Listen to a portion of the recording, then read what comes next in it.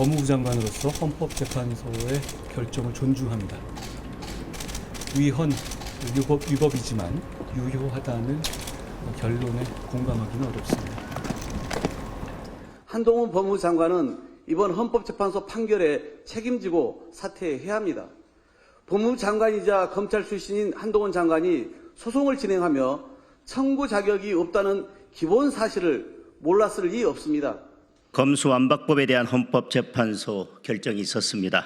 한마디로 헌법재판소에 의한 헌법 파괴입니다. 법적 양심을 팔아 민주주의를 살 수는 없습니다. 우리 안의 차이가 있더라도 이겨내야 될 상대와의 차이만큼 크지 않다. 미워도 그래도 식구입니다. 지금까지 이 국회 수없이 많은 상임위에서 영상 자료를 틀잖아요. 그때 위원장이나 여야 간사에게 동의받고 틀은 적이 있냐고. 예? 여당이 그렇게 주장할 수 있지만 어떻게 수석 전문위원이 그런 해석을 해? 예? 누구 마음대로 국회법을 마음대로 어디 법이 있어? 아니 제가 국회의원 11년 하면서 위원장의 허락 없이 이석하는 피감기관장 처음 봅니다. 사무총장 뭐 하는 사람이에요? 의원이 지휘하고 있는데 이석하요? 이러세요? 나가세요. 바른 대로. 국회를 뭘로 보는 거지 지금? 네, 정치권 현안 짚어보겠습니다. 김현아 전 국민의힘 의원, 김현정 더불어민주당 대변인 나오셨습니다. 어서 오십시오. 네, 안녕하세요. 네, 여야 주말에도 헌법재판소의 검찰 수사권 조정과 관련한 법안이 유효하다는 결정을 놓고 공방을 이어가고 있는데요. 김현아 전 의원님, 이번 헌재 결정에 대해서 국민의힘 정부의 입장 한마디로 요약하면 어떤 겁니까? 한마디로 요약하면 유감이다. 유감. 절차상의 위법사항이 있는데 법의 효력을 그대로 인정한다는 것 자체가 사실은 앞뒤 논리가 맞지 않습니다. 네. 그러니까 법제사법위원장의 어떤 미리 결정된 의결 구조를 만들어 놓고 통과한 것을 위법이라고 얘기를 했는데 만약에 거기를 거치지 않았다면 거기에서 법 진행이 멈췄다면 이 법은 통과될 수 없었을 것입니다. 그런데 그걸 인정하면서도 이 법이 효력이 있지 않을 만큼 위법하지 않다라고 얘기한 것은 네. 글쎄요. 헌재가 어떤 지금의 국회 상황을 미리 예견하고 정치권의 혼란을 염려한 정치적 판단이 아니었는지 의구심이 들 만큼 사실은 좀 논리적으로 이해가 되지 않는다는 생각이 들어서 네. 어쨌든 헌법재판소의 결정이니까 인정을 하고 받아들이기는 합니다만 제가 걱정하는 것은 국회에 무수한 관행이라는 이름으로 벌어지고 있는 일종의 입법 폭거가 있습니다. 네. 예전에는 날치기, 그다음에 지금도 안건조정위원회에서의 소수 의견 존중이라는 절차가 있음에도 불구하고 패싱되는 경우가 많이 있는데요. 네. 이런 위법이 앞으로 계속 위법인 줄 알지만 법의 효력에 문제가 없으니 계속 밀어붙이는 빌미를 제공하지는 않을지 저는 그게 좀 걱정이다 싶습니다. 네. 김현정 대변인님, 민주당은 헌재 결정에 유감을 표명한 한동훈 장관의 사퇴를 압박하고 있는데 한 장관의 탄핵까지 거론하던데요? 탄핵이 당의 공식 입장은 아니고요. 네. 다만 이제 한 장관이 이 헌재 결정에 대해서 책임은 좀 반드시 져야 된다라는 게 우리 민주당의 입장, 이건 분명한 사실인 것 같습니다. 네. 왜냐하면 이번에 헌재 결정권은 수사 기소 분리법은 유효하고 법무부 장관과 검사는 당사자 적격 자체가 없다라는 것이고 수사권을 어디에 줄 것인가는 전적으로 입법 권한에 속한다라는 걸 확인해 준 그 판결이거든요. 네. 이번 사실 수사기소 분리법은 정부 여당에서는 지금 그거에 대해서 유감을 표명하고 있지만 사실은 이게 여야 합의로 합의된 법안이었거든요. 당시에 원내대표가 권성동 의원이었고요. 네. 근데 그거에 대해서 당시에 윤석열 이제 당선자하고 한동훈 장관이 반대 의견을 내니까 국힘에서 입장을 번복하면서 이게 야당 단독으로 처리할 수밖에 없는 그런 과정들이 있었습니다. 네. 그래서 그런 과정 속에서 이제 사실 법사위에서는 일정 절차상의 흥결이 있다 하더라도 국민의힘 의원들도 다 본회의에 표결에 참여를 했기 때문에 이게 유효하다라고 이제 판시를 한 것인데요. 사실 한동훈 장관은 그 검찰의 대변인이 아니지 않습니까? 이게 법무부 장관이고 국무위원입니다. 이런 분이 이렇게 그 국회의 입법권이라든지 사법권을 존중하지 않는 태도를 보이는 건 대단히 문제가 있다. 네. 그리고 권한쟁의 심판하고 결정이 나기 전에 시행령을 통해서 이 법을 무력화시키는 그 검수 원복을 시행했거든요. 네네. 그리고 이제 실제로 그 권한쟁의 심판에서 모두 진술로 뭐라고 얘기했냐면 잘못된 의도와 절차, 내용으로 국민에게 피해 주는 이헌이다라고 해서 네. 그 당시에 보도자료도 내고 그래서 허위 사실죄로 이렇게 고발도 된 그런 내용이었는데 네. 이 결정이 난 이후에도 이 내용에 대해서 공감할 수 없다라는 식으로 부정하는 태도를 보이고 있거든요. 그렇기 때문에 지금은 저희가 탄핵을 뭐 당론으로 하고 이런 단계는 아니지만 계속해서 한동훈 장관이 이 법 시행령을 통해서 한 것을 원복시키지 않고 지금 일부 언론 보도에 의하면 오히려 더 시행령을 통해서 또 수사 범위를 확장시켜 나갈 것이라는 내용이 나오는데 이런 식의 태도를 일관한다고 하면 네네. 탄핵을 포함해서 한동훈 장관에게 책임을 묻는 그런 내용들에 대해서 검토를 할 수밖에 없다. 이 말씀 덧붙여 드립니다. 김연아 전 의원님, 민주당에서는요 검수완박 법안 통과를 위해 민주당을 탈당한 민영배 의원의 복당이 거론되고 있는데 이 문제는 어떻게 보고 계세요? 한동훈 장관에 대한 책임을 물으면서 민영배 의원을 복당시킨다. 저는 그거야말로 정말 내로남불이라고 생각이 되고요. 무책임한 행동이라고 생각이 됩니다. 일단 민영배 의원은 본인의 위법 탈당, 꼼수 탈당에 대해서 인정을 하고 있지 않습니다. 민주당이 법제사법위원회에서의 어떤 민주당의 그러니까 국민의힘의 의결 심의권에 대한 제안을 한 것에 대해서 유감이라고 얘기를 했지만 저는 유감 이상의 책임감 있는 좀 사죄 표명이 필요하다고 생각이 되는데요. 네. 그 부분에 있어서는 그 당사자였던 법제사법위원장과 민영배 위원이라고 생각이 되는데 정작 민영배 위원은 이것에 대한 사죄는커녕 복당을 한다고 하니 그런 상황에서 과연 민주당이 한동훈 장관을 비난할 자격이 있는지 이게 형평성이 맞는지 저는 좀 의구심을 갖고 있고요. 한동훈 장관에 대해서 좀 말씀을 드리자면 민주주의 사회에서 법치의 완성은 법의 완결이 아니라 끊임없는 수정과 보완을 통해서 이루어진다고 생각이 됩니다.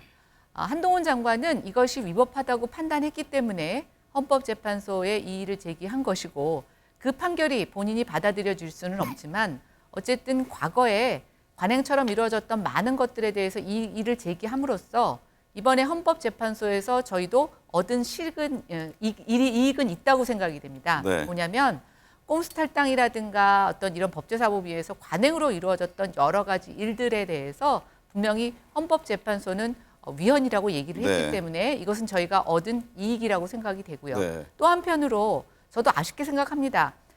법을 고치지 않고 시행령을 보완해서 법을 무력화시키는 일 과거에도 많이 있었습니다.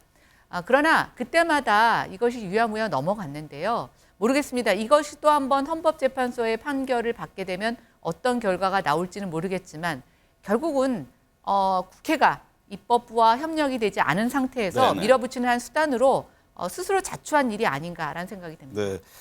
민주당에서는 민영배 의원의 문제를 어떻게 본격 논의하고 있습니까? 아니 그런 건 아니고요. 먼저 지금 이 권한쟁의 심판을 청구해서 하나는 기각당하고 하나는 각하를 당했는데 그거에 대해서 기각당하고 각하당한 쪽이 오히려 더 책임을 져야지 어떻게 우리 야당한테 탓을 돌리는지 먼저 그거에 대해서 문제 제기를 하지 않을 수 없고요. 한동훈 장관은 법무부 장관으로서 이것이 당사자 적격 자체가 안 된다는 거를 몰랐다면 정말 무능한 것 아닙니까? 각하된 거거든요. 그거에 대한 책임 또한 져야 돼요. 그리고 과거에도 4차례에 걸쳐서 이렇게 절차적인 하자는 좀 있지만 본회의에서 표결을 통해서 처리한 그 법안은 유효하다는 것이 4차례에 걸쳐서 사례가 있었습니다. 네. 과거에 신한국당 시절에 그 노동관계법 처리할 때도 그런 적이 있었고요. 미디어법 같은 경우에도 그런 사례가 있었거든요. 네. 그런 사례를 다 있음에도 불구하고 이렇게 권한쟁의 신청을 한 것은 일종의 어떻게 보면 사법부를 좀 인정하지 않는 그런 태도들이 밑에 깔려 있는 것 아니냐라는 얘기까지 할 수 있습니다. 논의의 주제가 많습니다. 좀 답변을 두 분 짧게 이어갔으면 좋겠습니다. 쌀값 하락 막기 위해서 일정 조건에 대면 정부가 쌀을 사들이기로 한 이 양국관리법 개정안이 민주당 주대로 국회 통과됐습니다. 윤 대통령이 거부권을 행사할 것이다 이런 전망들이 나오네요. 일단 정부 농림축산부에서도 반대 의견을 내고 있고요. 네. 또 대통령실에서도 이전부터 이것에 대한 반대 의견을 얘기했음에도 불구하고 이게 이제 이재명 대표의 1호 법안이더라고요. 네. 그리고 법사위에서 이제 계류되다 보니까 본회의에 직회부된 그런 법안이기도 한데요. 아직은 신중한 입장이지만 지금 뭐 여당에서도 대통령의 거부권이 있을 것으로 예상이 됩니다. 그 이유는 이 법이 지금 그 쌀이 남아도는 문제, 쌀값 폭락에 근본적인 해법이 아니라 네. 언발의 오줌 누기식, 사실은 이제 현금만 많이 소요되는 그런 법이라고 판단했기 때문이라고 생각이 되고요. 그래서 대통령실의 입장을 좀 지켜봐야 되겠지만 좀 근본적인 대책을 통해서 농가도 살고 정부 재정도 많이 소요되지 않는 새로운 답을 찾아갈 수 있는 좀 그런 기회가 됐으면 좋겠다는 생각을 네. 해봅니다. 김현진 대변인, 이재명 대표는 윤 대통령에게 즉시 수용하라 이렇게 요구를 하고 있는데 만약에 거부할 경우에 추가 수정안을 제출하는 겁니까? 지금 그 단계까지 아직 확정적으로 뭐 논의되는 내부 논의가 있지는 않았지만 일부 이제 우리 농해수위 의원을 중심으로 그런 의견을 좀 내고는 있는데요. 이게 사실은 좀 전에도 제가 그 헌재 결정과 관련해서 말씀드렸지만 윤석열 대통령은 원래 우리 사건분리 국가 아닙니까? 그러니까 입법부의 결정에 대해서 좀 존중하는 태도를 좀 보이는 것이 대통령의 기본적인 자세라고 저는 생각을 합니다. 그래서 네. 본인의 생각보다는 좀 마음에 안 들더라도 입법권의 결정, 국민의 대의기관 입법부의 결정을 좀 존중했으면 하는 생각을 가져보고요. 제가 지역구가 이제 평택이라서 저희가 도농 복합 도시거든요. 그래서 농촌 네. 지역에 있어서 제가 우리 농민들의 마음을 잘 아는데 농민들이 이 쌀값 정상화법의 통과에 대해서 대단히 지금 반기고 있고요. 그전에는 작년에 그 45년 만에 25%가 쌀값이 폭락했을 때 정말 분노가 많았거든요. 그거에 관련해서 법제화를 통해서 지금 정부 여당과 야당의 차이는 정부 여당은 그때 쌀이 풍년 났을 때 상황을 보고 이거를 수매를 할지 말지에 대해서 결정하자는 내용이고 네. 야당의 입장에서 민주당의 입장에서는 그걸 법제화를 통해서 예측 가능하게 하자 이런 차이밖에 없기 때문에 이건 대통령께서 좀 수용하는 게 좋겠다라는 말씀을 좀 드립니다. 한일 외교 문제 좀 짚어보죠. 이제 정치권 공방이 계속되고 있는데 더불어민주당과 정의당 지도부 어제 정부 규탄 집회에 참석을 했어요. 국민의힘은 죽창가만 부를 게 아니라 국익을 생각해야 한다 이런 입장을 냈는데 김연아 전 의원님 이 문제는 어떻게 보고 계세요? 이번에 대통령의 이제 일본 방문 또 한일 공동 기자회견 등의 결과를 보면 뭐 국민들 눈높이에서는 아직도 미흡한 부분이 있다고 저도 생각합니다. 네. 그러나 그것은 이것이 회담 성공의 어떤 결과가 완성형이라기보다는 진행형이기 때문이라고 저는 생각을 합니다. 시민단체 국민의 눈높이에서는 많은 비판과 보완에 대한 요구 있을 수 있다고 생각이 됩니다. 근데 제가 좀 우려하는 것은 지금 169석을 점하고 있는 또 사실은 굉장히 다수를 점하고 있는 범야당의 입장에서 정부의 결정에 대해서 보완 요구를 좀 넘어서 과도한 선을 넘는 발언 이런 것들은 과연 국익을 위한 것인지에 대한 많은 의구심이 제기되고 있습니다. 네. 뭐 신을사조약이라든가 이완용이 다시 소환되지 않는가 하면 뭐 이런 것들은 결국은 외교 문제마저 정쟁의 수단으로 활용하려고 하는 것이 아닌가라는 좀 의구심이 들어서 안타까움이 있습니다. 네. 지금 민주당에서는 한일 정상회담에 대해 국정조사 추진 얘기가 나오는데 이게 뭐 구체화할 그런 계획을 갖고 있습니까? 예, 지난 22일 날 박홍근 원내대표가 입장을 발표했고요. 네. 아마 내주 초, 그러니까 내일부터 해서 야 3당에게 제안을 하려고 하는 것으로 제가 알고 있고요. 네. 아마도 이번 주 중으로 국정조사 요구서를 제출도 가능하지 않을까라는 생각을 해보고 덧붙여서 이제 유관 상임위들 같이 추진하는 청문회도 같이 이제 추진하겠다는 게 민주당의 입장입니다. 네. 근로시간제 개편으로 이 청년들의 질타를 받고 있는 대통령과 여당 이게 청년 민심 달리기에 나섰잖아요. 네. 김연아 전 의원께서 뭐 정책 통이기도 하신데 이게 여당 청년 최고위원들이 젊은 노조원들 만났는데 이게 좀 풀어갈 기미가 보입니까? 일단 저는 시작은 좋았다고 생각이 됩니다. 그리고 지금 새로 고침 노조협의회 같은 경우에는 꼭 젊은 사람들만 있는 것은 아닙니다. 그렇죠. 그러니까 다른 방식의 노조 활동이 필요하다. 노조에도 개혁이 필요하다고 하는 사람들이 모여서 만든 협의체입니다. 저는 여기를 접촉장구로 했다는 것, 또 당내에 젊은 최고위원들이 거기에 앞장섰다는 점에 있어서 긍정적이라고 생각을 하고 있고요. 순서가 잘못된 거 아닌가 이런 지적이 있습니다. 미리 충분히 사전에 소통을 했더라면 어땠을까 하는 이런 얘기도 나오잖아요. 근데 이제 노동개혁과 관련돼서 많은 부분이 노동의 당사자인 사람들의 동의를 얻고 가는 게 쉽지 않은 부분들이 있습니다. 네. 또 하나, 지금의 노조라고 하는 것은 전체 근로자에서 굉장히 소수에 불과합니다. 그 노동조합에 참여하지 않는 대다수의 사람들을 과연 노동조합이 대변하고 있느냐라고 하는 문제점도 제기가 되고 있는데요.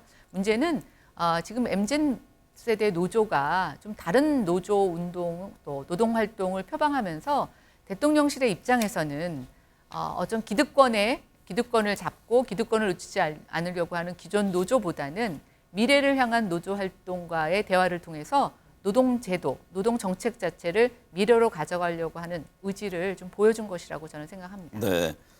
김영준 대변인은 이 노조 문제 잘 아시잖아요. 네. 그 윤석열 대통령도 직접 전화를 걸어서 청년 근로자들이 가지고 있는 애로사항 등을 이야기하면 정책에 반영하겠다 이런 입장을 냈다고 하는데요. 이게 근로시간 개편 관련해서 대통령은 몇 번 입장을 냈잖아요. 지금 정부 여당의 움직임은 어떻게 보고 계세요?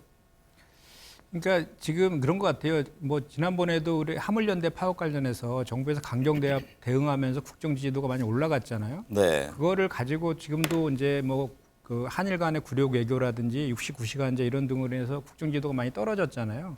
그거를 이제 그 회복하기 위해서 이제 다시 노동 문제를 꺼내 든 건데 청년층 MZ 세대 처음에 이제 이 정책을 시작할 때 MZ 세대들이 원한다라고 해서 시작을 했었거든요. 근데 실제로 보니까 MZ 노조에서 세대 노조에서 오히려 반대를 하니까 오히려 이제 이상하네 이렇게 하면서 이제 저 지지율이 떨어지고 그러니까 급하게 이제 이런 자리들을 만들고 이렇게 하는 것인데 보다 근본적인 거는 이 내용들에 대해서 MZ 세대 노조원들 그리고 또 우리나라의 노동자들은 MZ 세대 노조원들만 있는 게 아니거든요. 네. 2,500만의 한국노총과 민주노총, 양대노총도 있고 그래서 이런 문제들은 이렇게 정부가 먼저 결정해버리고 나를 따르라는 식으로 할 것이 아니라 노사정위원회도 있는 거 아닙니까? 이렇게 사회적 대화를 통해서 정말 공론화하고 이런 절차들을 밟아서 할 필요가 있는데 그렇지 않기 때문에 이렇게 자꾸 혼란스러운 네, 일들이 네. 벌어지고 있다. 이 말씀을 지적합니다.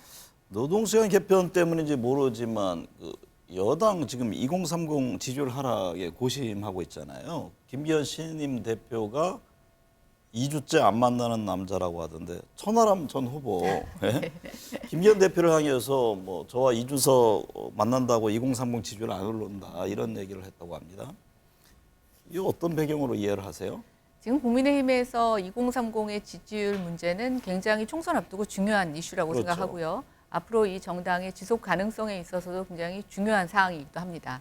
그런데 그렇다고 천하람 전 후보나 이준석 전 대표가 2030을 다 대변하느냐 그것도 아니고요. 네. 다만 이제 이번에 당대표 경선 과정에서 같이 경쟁했던 하나의 후보였고 또 그런 후보를 만나서 이야기를 나눈다는 측면에서는 의미가 있다고 보여집니다.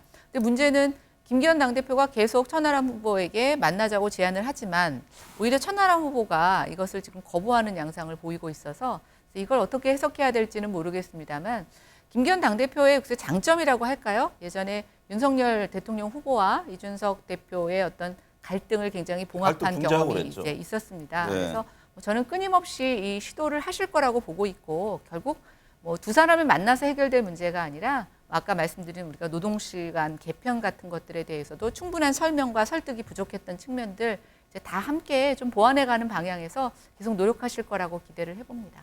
근데 여야 청년들이 뿔난 사람 또 있잖아요. 그 바로 뭐 선관위 사무총장 등에게 공개적인 자리에서 버럭한 장재현 의원 또 국회 직원을 향해서 고성과 막말 논란이 된 우상호 의원인데 이른바 국회의원들의 갑질 논란 김영정 대변인은 어떻게 보고 계세요? 대단히 부적절한 태도이죠. 네. 사회 지도층 아닙니까 국회의원이면. 그런데 저렇게 국민들이 보고 있는 영상으로 다 나오고 있는 상황에서 저렇게 고성을 지르고 호통을 치는 거는 대단히 부적절한 태도가 맞고요. 저거는 정말 그 직위를 이용한 갑질과 이제 언어 폭력이라고 저는 생각을 하고요. 이거에 대해서 청년 정치인들이 대단히 많이 비판을 하고 나섰지 않습니까? 네. 저 장제원 의원 같은 경우는 그 아들이 SNS에다가 저 사진을 올리면서 그 체할 것 같네 이런 멘트까지 했더라고요. 아들조차도 지금 비판하고 있는 이런 우스꽝스러운 이제 상황이 발생했는데 저 내용을 보니까 이미 뭐 그 2시간 전에 5시에 이제 정개특위의 회의에 참석하기 위해서 선관위 사무총장이 이석할 것을 장제원 위원장이 알고 그 멘트까지 했더라고요. 네. 그럼에도 불구하고 저렇게 그 내용만 좀만 확인해보고 그냥 물어보면 될 것을 저렇게 호통을 치는 것은 그리고 또 장제원 의원 같은 경우는 또 윤핵관 핵심이라고 불리지 않습니까? 그럼 저렇게 되면 윤석열 대통령과 또 연결이 될 수밖에 없거든요. 그래서 이런 얘기들이 나오는 겁니다. 강한 사람 앞에서는 약하고 약한 사람들한테는 강한 전형적인 모습. 네. 저런 모습들은 정말 사회 지도층에서 보여주면 안 되는 그런 모습이라고 생각합니다. 민주당 좀 지도부라든가 당직 개편한다는 얘기 있었잖아요. 네. 그리고 강성 지지층 이른바 개딸들의 행태를 놓고서도 논란이던데 이재명 대표도 좀 자제를 촉구하고 있지만 잘 안 듣는 것 같아요. 어떻게 상황을 봐야 합니까? 끊임없이 뭐 한 번에 처술에다 배부를 수는 없는 노릇이지만 지금 현재 우리 이제 정당 같은 경우는 뭐 국민의힘도 마찬가지지만 다양하게 구성되어 있지 않습니까? 의원들도 있고 또 당원들도 있고 지지자들도 있는 것이기 때문에 네. 각자의 역할들도 있는 거고 또 각자의 목소리들이 아마 있을 겁니다. 그래서 지금 현재 우리 더불어민주당은 지난 체포동의안 부결 이후에 당내의 결속과 화합이 대단히 중요한 이제 사안이 되어서 그 노력들을 하고 있는 과정이어서 네. 이재명 대표께서 지난번에 당원과의 간담회나 유튜브를 통해서도 당부를 했고 또 당에서도 이렇게 사실이 아닌 사진들을 조작하거나 또는 사실이 아닌 내용들로 좌표 찍기라든지 이렇게 강하게 공격하는 것들에 대해서는 그 고소고발과 징계까지 하겠다라는 것도 공지까지 하는 그런 상황입니다. 네. 근데 이제 중요한 것은 이런 것 같습니다. 이제 이런 것들이 그 지지자들이 하나의 의견을 내는 것들이 잘못된 것은 아니고요. 네. 지지자들도 그렇게 그 자기의 의견을 표명하는 과격한 방식은 자중해야 되지만 또 마찬가지로 그렇게 비판을 받고 있는 의원들도 다 지금은 내 탓이오라고 해서 나는 또 내가 한 언행에 대해서는 또 어떤 비판의 지점이 있는지도 되돌아보고 서로 간에 노력을 해야 되는 거고 그런 것들을 이제 잘 가교를 역할을 해갖고 당을 단합을 네. 이끄는 것이 당 지도부의 그 역할이다 이렇게 생각합니다. 김연아 전 의원님, 네. 그 이재명 대표 기소 이후에 그 대표직 유지 관련해서 당내 이제 논란이 있었는데 국민의힘은 이 부분에 대해서 많은 비판을 이어갔잖아요. 어떻게 보고 계세요? 일단 저희는 시종 일관 민주당 당원 당규가 어떻게 됐던 간에 지금 민주당의 당대표로서 이재명 대표가 역할을 과연 할 수 있겠느냐.